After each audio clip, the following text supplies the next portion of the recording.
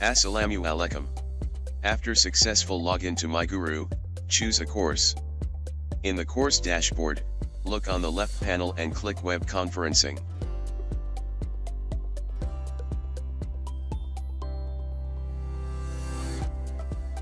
On the left screen will show up all the class sessions you have joined through MyGuru before.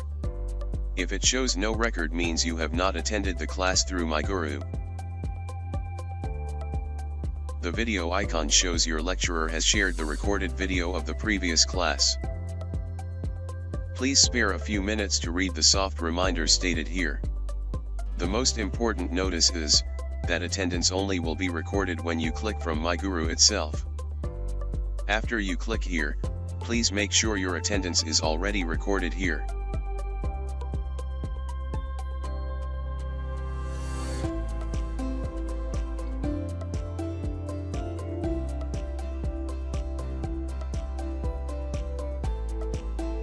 I think that's all for now.